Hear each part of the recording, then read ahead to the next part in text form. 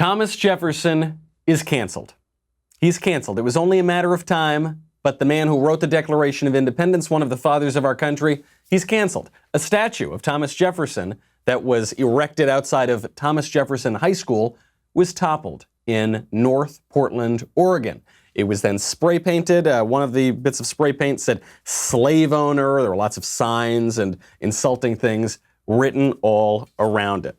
Rioters knocked down two more statues on the very same night. And I'm trying to remember, I'm thinking back to way, way back, like maybe 2 years ago, if somebody could have predicted this.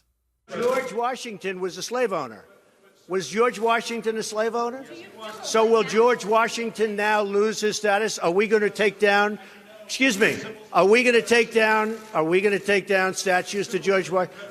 How about Thomas Jefferson? What do you think of Thomas Jefferson? You like him? I do love Okay, good. Are we going to take down the statue? Because he was a major slave owner. Now we're going to take down his statue. So you know what? It's fine. You're changing history. You're changing culture. He's right. You're changing history, you're changing culture, and no one, including many, many conservatives, is willing to do a damn thing about it. And I have a hunch why. I'm Michael Knowles. This is The Michael Knowles Show.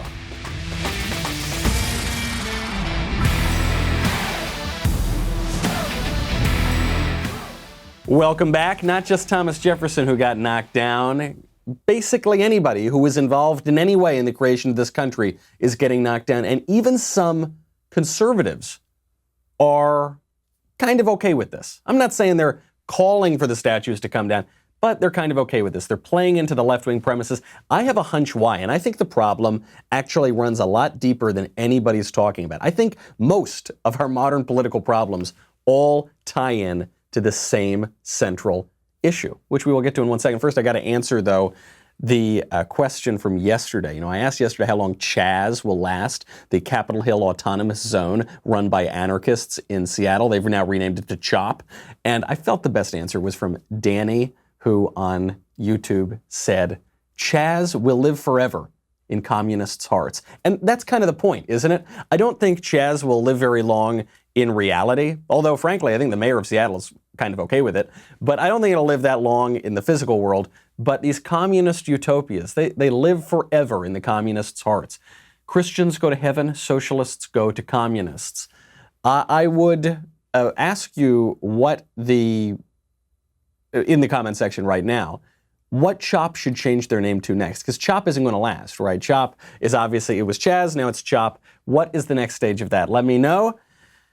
Let me know as the statues keep tumbling down. Jefferson goes down. Two other statues go down in Portland a couple nights ago. Columbus, Christopher Columbus. They've been tearing down statues, beheading statues, vandalizing statues of Columbus for years now. A Columbus statue is officially coming down. This is according not just to the rioters, but to the school administration at Columbus State Community College in Columbus, Ohio. I don't know if they thought through this all the way. If they're going to give in to the premise here that Columbus is a really bad, terrible, racist, bigot, terrible guy, that they're going to take the statue down, they're probably going to have to rename the school, right? Well, if they rename the school, they're probably going to have to rename the town, right? You can't live in this racist town named after a racist person. If they're going to rename the town, they're probably going to have to rename the country, right? Colombia, like Pablo Escobar, Colombia, they're named after Christopher Columbus. Why aren't there popular uprisings in Colombia? We have to rename the country because of the terrible history of this terrible, terrible man. This, according to the president of Columbus State Community College. The removal of the Christopher Columbus statue is a symbolic gesture of our commitment to our college and in our community to continue and accelerate the fight against systemic racism. Recent events, including the senseless deaths of African Americans and the resulting anguish across the nation, compelled us to act on a years-long internal dialogue about the statue and the message it sends to our community. The message, namely, that that the place is named after Christopher Columbus. I think it's a pretty simple message, right? This inflection point will inform college policy and action, both now and for years to come. It will, you're right. It will inform college policy and probably town policy and probably state policy and probably national policy as well. The most dispiriting part of this for me, but I think also the most illuminating, is that it's not just these liberals running colleges. It's not just the far left rioters running Chaz and CHOP and every riot around the country. Even some conservatives are buying into this bogus premise. We'll get to that in 1 second. First, I got to thank our friends over at Movement. You are probably spending a lot of time staring at your screen right now. That's what we've all been doing for many months. Really, it's what we've all been doing for many years. You got to protect your eyes, okay? We're living in crazy times right now. We've made some pretty significant lifestyle adjustments. We're spending more time than ever on digital screens. That's why the team over at Movement wants to make sure that you're taking care of your eyes with their EverScroll blue light filtering glasses. Crafted with special blue light lenses, Movement EverScroll glasses protect your eyes from digital eye strain and other harmful effects from blue light, like headaches and poor sleep. I didn't buy this at first. I thought blue light, this sounds like some fake thing that people are just inventing new problems. Then I filtered out the blue light. I felt much better, okay? It just puts less strain on your eyes. And the great thing about Movement is when you do that, you look really good. Movement is just so good at style. Go get these. I'm telling you, you are not going to regret it. You can get 15% off today with free shipping and free returns by going to movementmvmt.com/Knowles. I now don't use a screen without filtering out the blue light. That's how good it is. Get the EverScroll solution. Better sleep, better focus, better style. mvmt.com/Knowles, Knowles, and join the movement. Really dispiriting here that pretty much everybody is going in on the statue toppling. Most conservatives are not saying we actually need to pull down the statues or we actually need to rename things.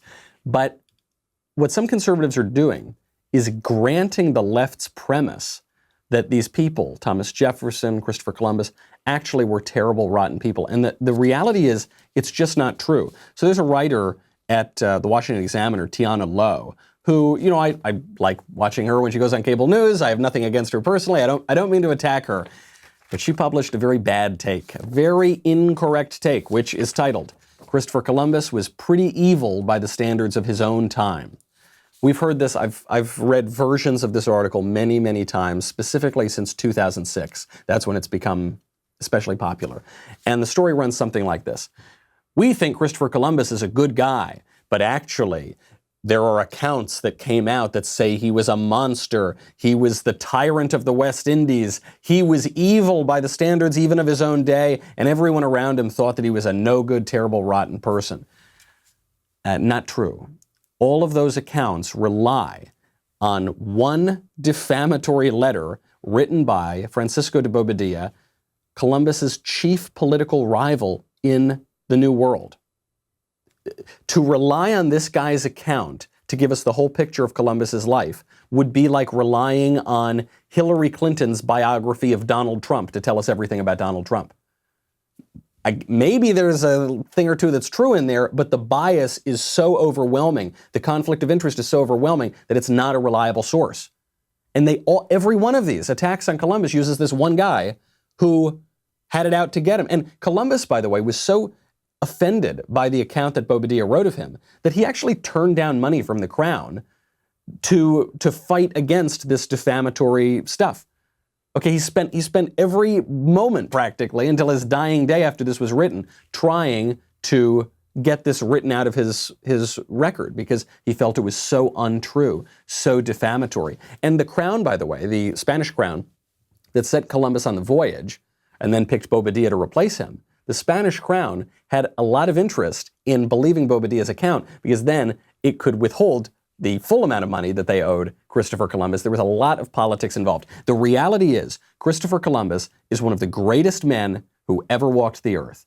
Okay? Even on this issue of how he treated the natives, compared to the Spaniards who he traveled with, Columbus was relatively a pretty good guy who weighed in on their behalf, who adopted the son of one of his Native American friends, who even Bartolome de las Casas, the first resident bishop of the Americas, one of the great defenders of Native Americans, probably the first great defender of Native Americans, wrote of Columbus that he was a good guy. He was an admirer of Christopher Columbus until the end of his life. On top of that, he was the greatest navigator of his age. He was more or less self-taught. He was of relatively low birth. He married well. He moved up. He was relentless. He traveled all over the place. He lobbied Portugal to send him on this quest around the world, or to the Indies. He lobbied Spain to do it. He read books and books and books, worked every angle of the system, and then he made it to the New World using nothing but dead reckoning, okay? He didn't even have the most basic equipment as he was traveling. He was dead reckoning and discovered this world that we now get to enjoy and from which we get to spit on Columbus's memory. It's just unfortunate, not to put too fine a point onto it. Why are we doing this? Why are even conservatives buying some of these premises? Maybe we shouldn't tear the statue down, but Columbus was a pretty bad guy. He wasn't great. Thomas Jefferson, he was a pretty bad guy. Robert E. Lee, that guy, especially Robert E. Lee. I mean, he was a Southerner. He fought for the Confederacy. Dagnabbit, that's the only thing they ever say about him. Why are some conservatives willing to do this? Some people still don't get it.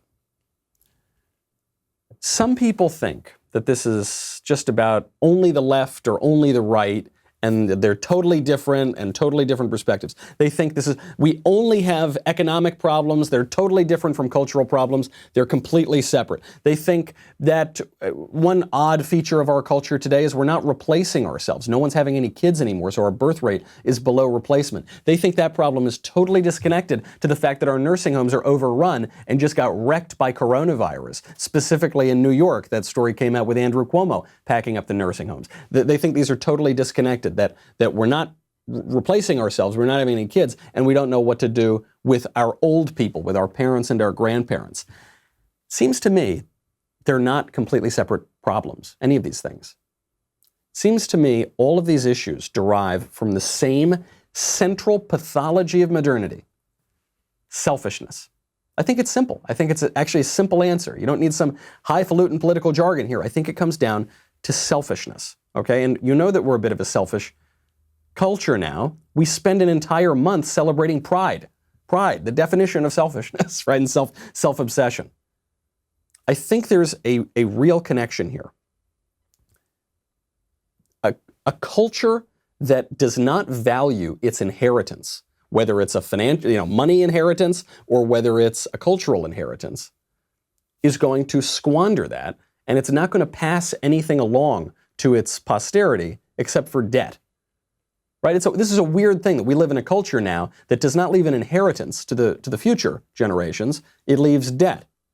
Likewise, a generation that's not interested in the future, not interested in posterity, not interested in having kids or leaving them anything, has no reason at all to pass on their cultural inheritance or their financial inheritance or anything. Who cares about the history of America? Who cares about Thomas Jefferson? Who cares about any of our traditions? We don't even care about the future. We don't care about who comes after us. The fact that we're forgetting about our past ties into the fact that we're forgetting about our future, and vice versa. And what you have, I'm remembered of this line from George Orwell in 1984. The line goes, "Every record has been destroyed or falsified. Every book rewritten. Every picture has been repainted. Every statue and street building has been renamed. Every date has been altered. And the process is continuing day by day and minute by minute. History has stopped. Nothing exists except an endless present in which the party is always right."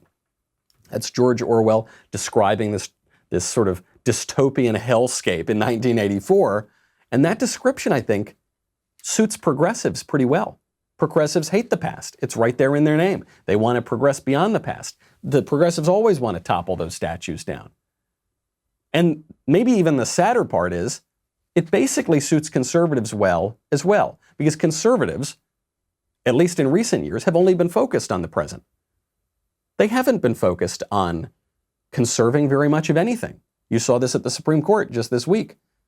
But you've seen this in recent decades. We've lost on so many issues. We've given up so many things. And then there's this irony, which is that conservatives always talk about fiscal responsibility, yet when we get into the government, we spend just as much money, if not more, as the left. Because we're trying to paper over cultural problems by just spending our way out of it, by just having this facade of prosperity. We don't care if the left topples all the statues and ruins our whole culture, as long as we get a few tax cuts every once in a while. Yeah, not permanent ones, but just every so often give us a tax cut.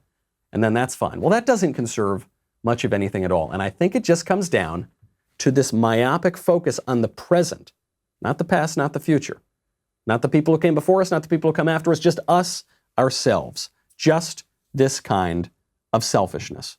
We conserve nothing. I made this point just a few days ago. If you are not able to conserve anything, that there's no point in being conservative, right? Right? It's there in the word. If you're not doing the thing the word says, then what's the purpose? And I said this specifically with regard to the conservative legal movement. Call it originalism, call it textualism, I guess, call it the Federalist Society, I don't know. We've gotten a lot of conservative judges, and yet we haven't gotten a lot of conservative decisions. We've kept Obamacare. We haven't overturned Roe versus Wade. We've radically redefined marriage according to modern ideas from the bench. Now we've redefined sex to mean whatever I want to think that I am. We've redefined sex to be modern gender ideology. We haven't conserved much at all. Senator Josh Hawley, who I think is one of the senators kind of waking up to these ideas, he gave an absolute barn burner speech on the Senate floor yesterday, addressing this precise point. This decision, this Bostock case, and the majority who wrote it, it represents the end of something. It represents the end of the conservative legal movement or the conservative legal project as we know it. After Bostock, that effort as we know it, as it has existed up to now, it's over. And I say this because if textualism and originalism give you this decision, if you can invoke textualism and originalism in order to reach a decision, an outcome that fundamentally changes the scope and meaning and application of statutory law, then textualism and originalism and all of those phrases don't mean much at all. So Hawley is part of a trend that you're seeing, not just in the Senate, but among conservatives broadly, to actually fight back a little bit, to actually try to conserve some things, to not just focus on the occasional tax cut and let the left take over the whole culture. And I think it's about damn time that people started thinking that way. We'll get to that in 1 second. We'll get to how he's doing it. First, though, got to thank our friends over at Bambi. Having a good HR department is the key to running a great company. You know this. If you've ever, forget run a business, if you've ever worked for a business, you know HR issues can kill a business. Wrongful termination suits, minimum wage requirements, labor regulations. The regulations are changing by the minute these days, it seems, and HR manager salaries are not cheap. Do you know how much HR managers get on average? $70,000 a year. Nice work if you can get it. Bambi, spelled B-A-M-B-E-E, was created specifically for small businesses. Your dedicated HR manager is available by phone, email, or real-time chat. From onboarding to terminations, they customize your policies to fit your business. They help you manage your employees day to day. How much do you pay them? $99 a month. It's an unbelievable deal, month to month, no hidden fees, cancel anytime. You did not start your business, I assure you, because you wanted to spend time on HR compliance. So right now, go to Bambi.com/Michael to schedule your free HR audit. That is Bambi.com/Michael. Bam to the BEE.com/Michael, M-I-C-H-A-E-L. Head over there right now. Or if not right now, if not right this second, then right after the show ends. Josh Hawley is one of the people pushing back, finally, in the conservative legal movement. I guess. What's the movement? I don't know. The movement's changing right now. The old consensus was, don't ever use the government when the left attacks you. When the left attacks you, don't use the government, because if you use the government now to fight an actual attack from the left, then maybe someday, hypothetically, the left will use that same government mechanism that it's already using against you. You understand the illogic here? But I still hear this. I hear this from friends of mine. They'll say, Michael, conservatives can't use the few levers of power that we have to fight back against, for example, big tech censorship right now. Because if we empower the government to fight back against censorship in this way, that the left is foisting on us right this very minute, then the left someday, hypothetically, might censor us. Right, I don't need to think about that hypothetically. I don't need to imagine that. It's already happening. They're already doing it. The question is not whether we're going to set ourselves up in this terrible position for the left to censor us. That's already a given. The question is, are we going to fight back? Yes or no? Hawley and others are saying it doesn't make sense to worry about this future hypothetical problem, and because of that future hypothetical problem, ignore the current one that is attacking us. And I think censorship is the best example here. We saw a huge story on this yesterday. NBC News, I put news in quotes because NBC News is not a news organization, and they've more or less admitted they're a leftist activist organization, and they lobbied Google to kick off a conservative investigative outlet. So NBC News tried to get The Federalist. I read The Federalist, maybe you read The Federalist. They do great journalistic work. They were really good on the Obamagate scandal. They've been really good on some of the corruption that's going on in the government. They tried to get them kicked off of Google's advertising platform. And what that means, by the way, Google has, I think, the largest advertising platform in the world. What that means is, it's not like you're totally banning The Federalist from the internet, but you're cutting off more or less any way it could make money. And so if it can't make money, obviously the company is going to wither and die. This is what NBC writes. Google's ban of the websites, which would be The Federalist and another website, Zero Hedge, comes after the company was notified of research conducted by the Center for Countering Digital Hate, a British nonprofit that combats online hate and misinformation. They found that 10 US-based websites have published what they say are racist articles about the protest. Pause right there. The Federalist is not a racist website. If The Federalist is a racist website, then the word racism truly has no meaning. What they mean by racist is contradicting the leftist narrative. What they mean by racist is in any way disagreeing with leftists at NBC News. They call it racist and they smear it baselessly. They found that 10 US-based websites have published what they say are racist articles about the protests, the riots, and projected that the websites would make millions of dollars through Google ads. Google blocked The Federalist from its advertising platform after the NBC News verification unit brought the project to its attention. Zero Hedge had already been demonetized prior to NBC News' inquiry, Google said. Now, Google came out yesterday after a big hubbub. The Federalist was trending all day on Twitter, and they said, oh no, The Federalist wasn't demonetized. A big misunderstanding. Don't worry. It was an issue with the comments section, but don't worry, we got rid of that.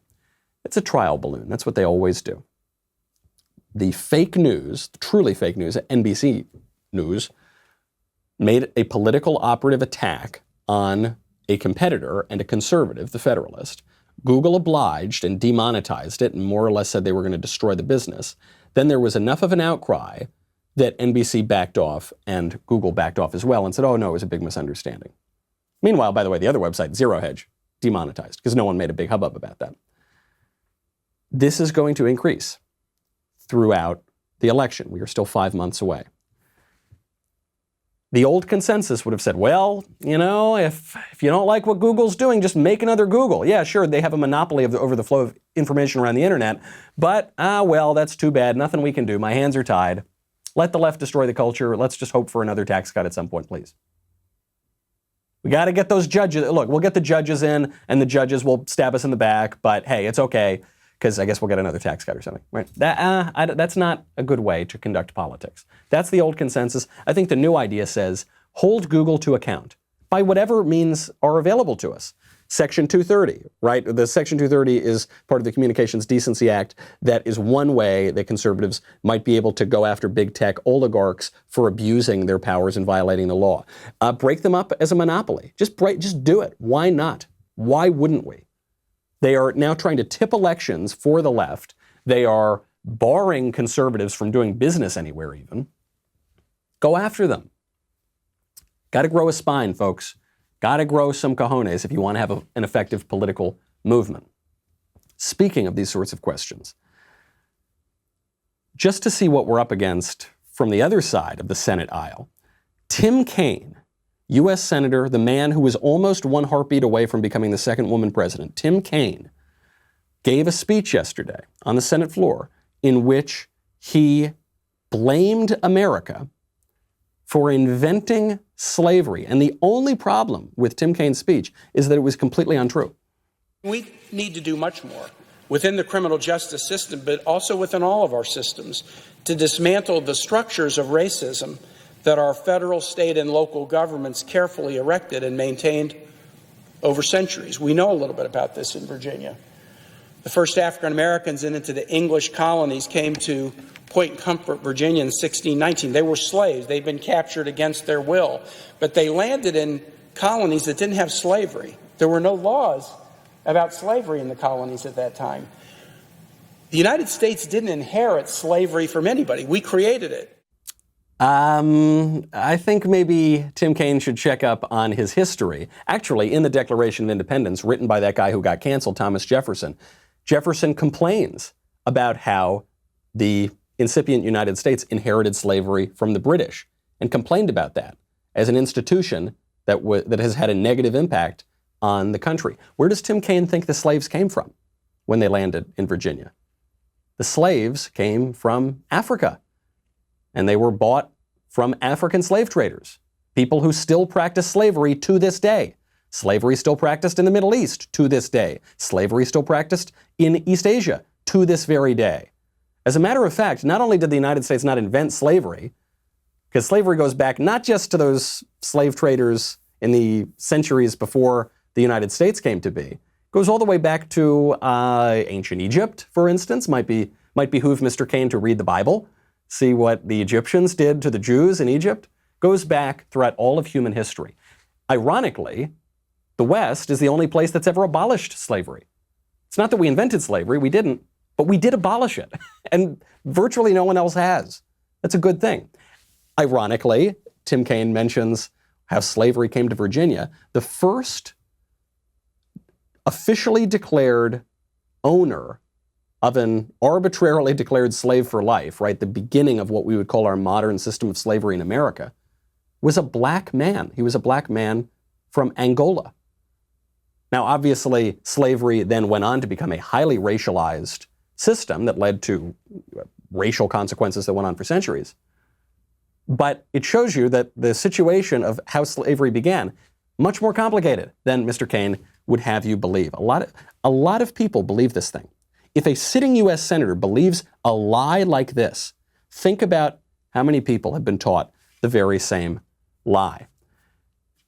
Our goal as conservatives, our job, is to push back against those things, and yet, unfortunately, we keep giving into left-wing premises. And unfortunately, I think even some of the advisors around the president are beginning to buy into some of those premises. We'll get to that in 1 second. We'll get to President Trump's big announcement yesterday.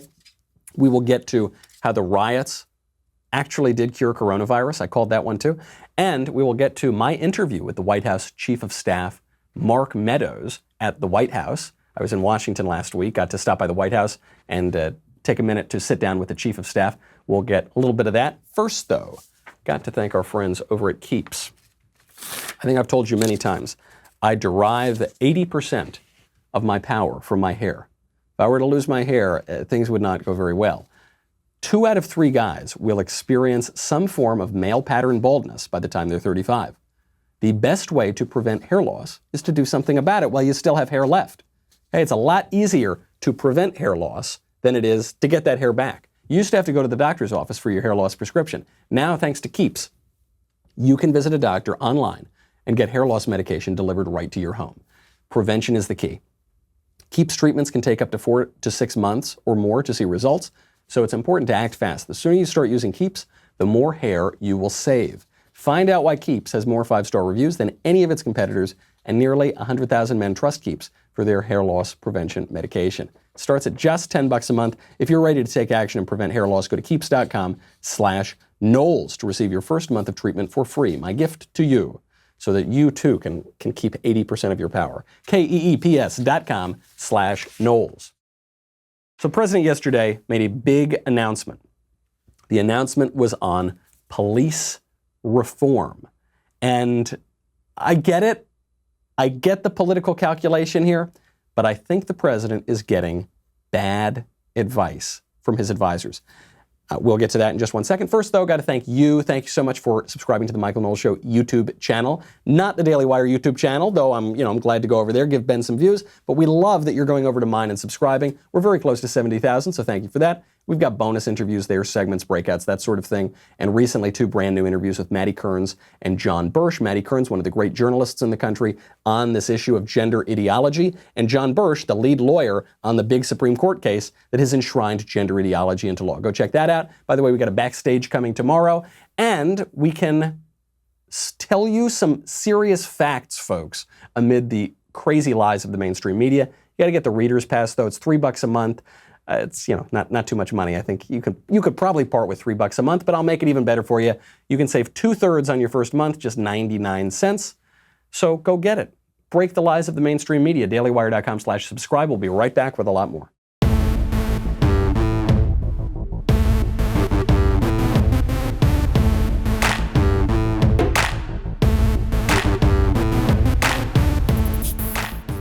President Trump announced yesterday a big police reform plan in the Rose Garden.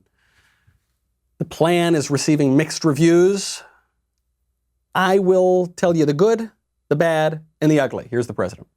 Thank you all for being here as we take historic action to deliver a future of safety and security for Americans of every race, religion, color, and creed.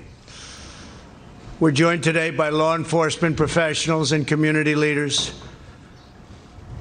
Though we may all come from different places and different backgrounds, we're united by our desire to ensure peace and dignity and equality for all Americans.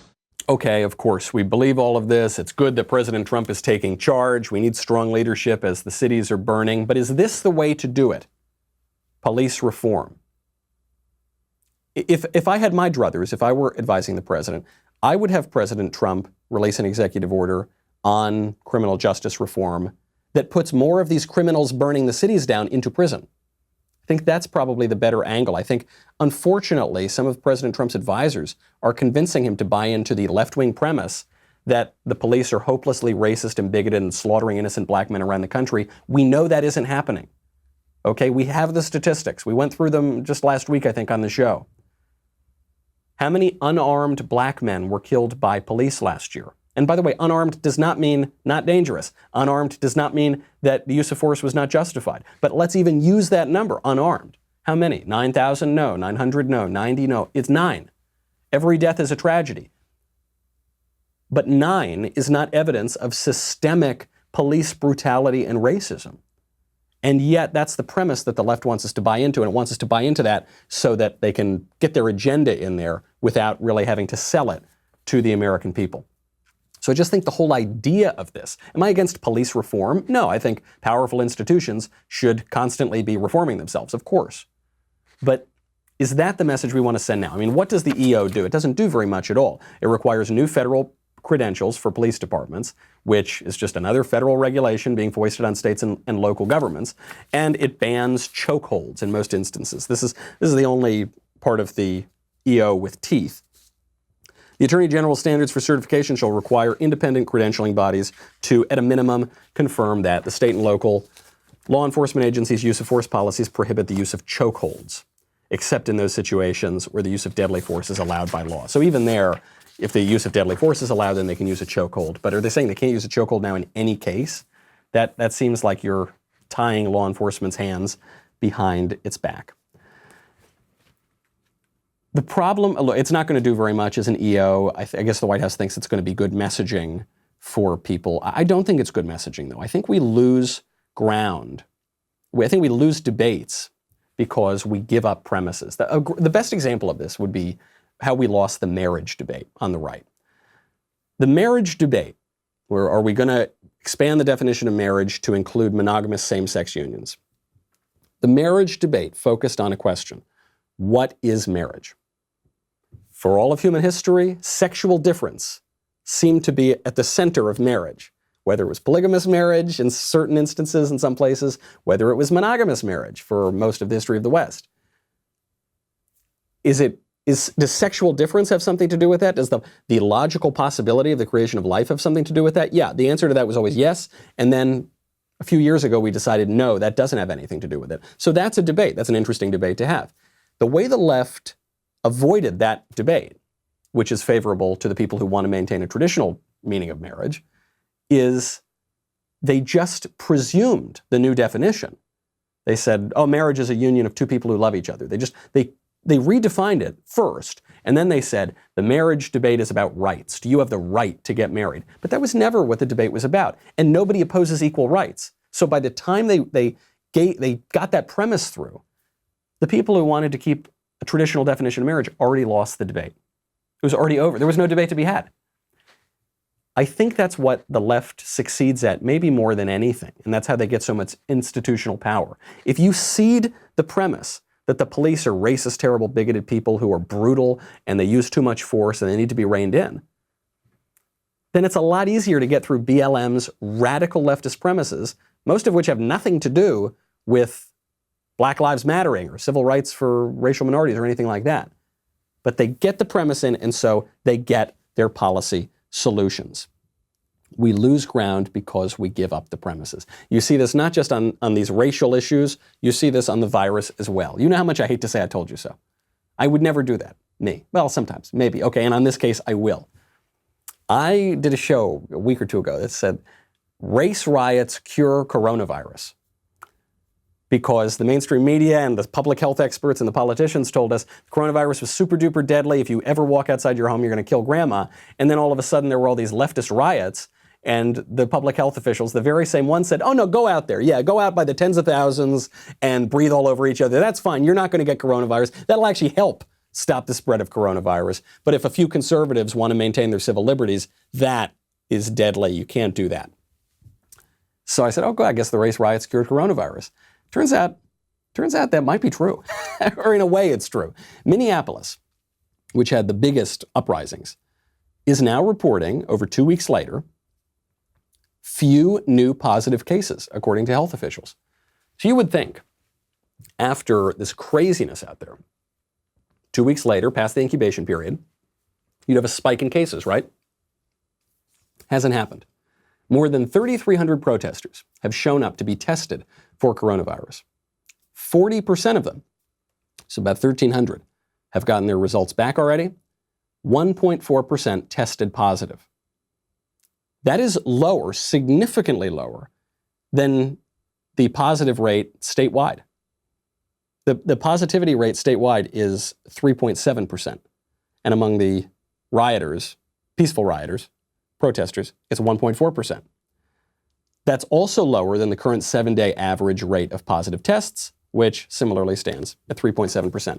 And this trend isn't just in Minneapolis. It holds up in Chicago, Illinois, Philly, Pennsylvania, Boston, throughout Massachusetts. They've also seen very few cases, new cases of COVID-19 cropping up.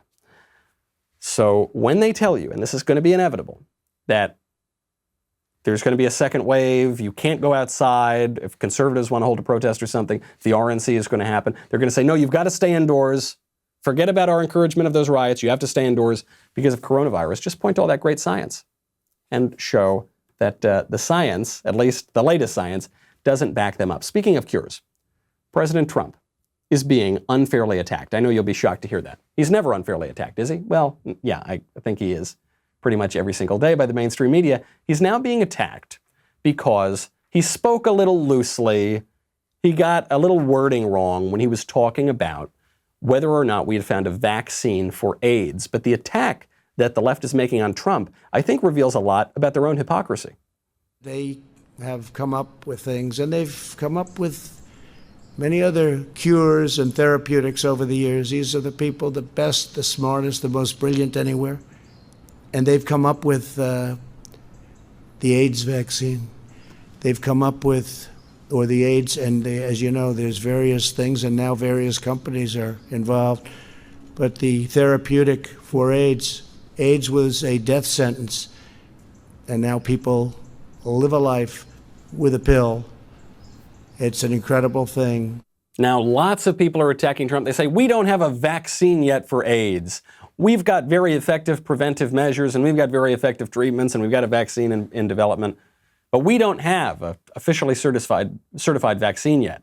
So you're spreading fake news, Trump. I can't help but notice, though, that this minor gaffe is revealing a big flaw in the left's argument about coronavirus, because many of the same people who are mocking Trump right now for saying that we have an AIDS vaccine when we still don't have an AIDS vaccine, even after, 37 years of research, are the very same people telling us that a coronavirus vaccine is right around the corner. What makes you so confident that we're going to have this coronavirus vaccine within the next few months? We've been spending 37 years on an AIDS vaccine. We don't have it. How many other diseases have gone around? We don't have a vaccine. We're nowhere close to a vaccine. It's not as though when scientists go into the laboratory, they say, okay, we're going to make a vaccine. I'm going to estimate it's going to take us about 4 or 5 hours, like making a pizza. You know, we know we're going to get it. We just have to know you're discovering the vaccine. You're developing the vaccine. You don't know what your timetable is going to be on that. So fine, you want to attack Trump for misspeaking about the AIDS vaccine, that's okay. But then I think we need to drop what has become the new left-wing argument, which is we need to shut down our whole country until we find a cure. Initially, it was flatten the curve. We did successfully flatten the curve and slowed the rate of transmission and didn't overwhelm the hospital system. Then they transferred flattening the curve to finding a cure. No evidence that we're going to get that cure.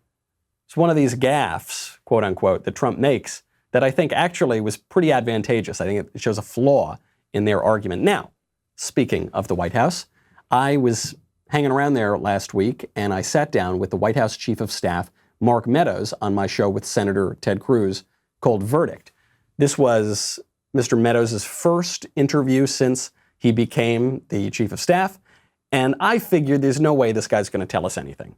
Right, he's got a very private job, arguably the most powerful man in the world, right, because he's the Chief of Staff at the White House, so he's deciding who gets to come and see the president, what makes it to the president's desk, all from behind the scenes. He's going to be a behind-the-scenes guy, and he's not going to tell us much. He spilt some tea, I got to tell you. Mark Meadows really took us behind the scenes a little bit on some of the challenges that the administration is facing, specifically when it comes to leakers. And the good news out of that is the White House is finally beginning to figure out how to identify those leakers. The other thing that I think that is critical is, you've got this massive bureaucracy with agencies, and you think, oh, there's a Republican administration, but there is the swamp that continues to go on, whether it's a Democrat or Republican in the Oval Office. The elected people come and go, yeah, but that and bureaucracy they just kind of wait them Yep. out. It's just exactly what Ted was saying. They wait them out. And so one of the great things is that if Ted or one of his colleagues, they're getting, the stiff arm, I call it the legislative Heisman, if they're getting that, it's real easy for me to pick up and say, why am I getting this phone call from this senator on you not responding to their phone call? Oh, well, we were busy. Well, I was busy too, and I took his call. I mean, why aren't you taking? And so sometimes it's just making them aware that there's somebody else willing to hold them accountable. And two branches there. I mean, this is actually something, Senator, I know you've talked a lot about, you've been talking now for years about social media censorship of conservatives. Well, just recently, we got out of the executive branch, this executive order on social media censorship. We still don't know a whole lot about that. At least I don't know a lot about that. Maybe could you tell us a little bit about how that came to be? Well, I think Ted and I know that as conservatives, sometimes our conservative voice doesn't reach the audience as quickly or as effectively as it is normally intended. It's a diplomatic way to put it. Yeah, well, I can tell you, I was one of the few members of Congress back when I was in Congress that was actually shadow banned by Twitter. Yeah. And so we ought to put that out on a tweet and see if they take that down. They'll say it wasn't shadow banned, but it only happened to be 4 conservative members of Congress, myself, Matt Gaetz, Devin Nunes, and Jim Jordan. So you're saying AOC didn't fall into that? That's no, so strange, she didn't make it into that. So one of the things that's important is that we need to make sure that the free press is really the free press. Yeah. And it's not censored. And what Twitter has done, probably more so than some of the other social media platforms, but YouTube is doing it as well, is that they come in and they start to actually monitor content. Yeah. And so it's not this free, open, what I call the wild, wild west of social media. That's the way, and as freedom-loving individuals, we want the free market to work. But when the free market starts to get monopolized by content police, then it's important for us to step in. So we did an EO that actually has the potential of taking away their protection from litigation. So if we can't fix it, or if Congress can't fix it, let the trial attorneys fix it. It'll happen real quick. Unleashing the trial attorneys is a really powerful weapon. And I got to say, this is an issue where White House leadership was so needed, and it's so important, because you and I have talked about this before. One of the challenges on the issue of big tech censorship is all the federal agencies are siloed. And it's a hard issue where the antitrust division at the Department of Justice doesn't quite fit into what they think they want to do. The FTC, it doesn't quite fit in what they want to do. The FCC, everyone is sort of looking at their own slice of the problem. And the president's executive order on this was important to say, damn it, this matters. I think it's the biggest threat to democracy in the whole country. But we needed the president and the White House to lead, to get the rest of the executive focused on protecting free speech altogether. Right. Well, the interesting thing, and so I always try to give you a little bit of a backstory that no one else knows. So that EO, as it relates to Section 230, we started putting it around for a little bit of comment on a very limited basis. All of a sudden, this proposed EO shows up in the New York Times. And it really was fed to the New York Times by a federal worker that didn't agree with this administration, or at least it appears that they didn't. And they didn't agree with the EO. And so they took it and fed it to outside sources. And I'm glad to say that we were able to track that person down. They no longer work for the federal government. I'm glad too, because let me ask a question here. That's a great, I hadn't heard that story, and that's a great story. Yeah. Let me take it a slightly different direction. So the job Mark has now, I think, is may well be the hardest job in all of Washington. I think that's probably true. And I love seeing the surprise on Cruz's face when he hears about this leaker. It's funny, you just expect everybody's on the same page in Washington, and they all are constantly talking to each other. And I have found, talking to a lot of big players in Washington, that is not the case. There actually is surprise. There are these human interactions really do matter. And I love the way that Mark Meadows says that. He says, that individual is no longer working for the federal government. Yep, that's a very diplomatic way to put it. A lot more great stuff in that interview. So head on over. You can check that out at the Verdict Podcast. Also, I'm on Dave Rubin's show today. I'm on the Rubin Report. This is my first time, believe it or not, going on the Rubin Report, even though I've been friends with Dave for years. So head on over, check that out too. And then I'll see you tomorrow. I'm Michael Knowles. This is The Michael Knowles Show.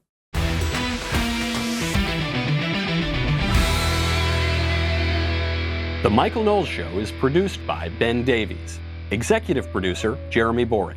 Supervising producers, Mathis Glover and Robert Sterling. Technical producer, Austin Stevens. Assistant director, Pavel Wadowski. Editor and associate producer, Danny D'Amico. Audio mixer, Robin Fenderson. Hair and makeup, Nika Geneva. Production assistant, Ryan Love. The Michael Knowles Show is a Daily Wire production. Copyright Daily Wire 2020. You know, the Matt Walsh Show, it's not just another show about politics. I think there are enough of those already out there. We talk about culture because culture drives politics and it drives everything else. So my main focuses are life, family, faith. Those are fundamental, and that's what this show is about. I hope you'll give it a listen.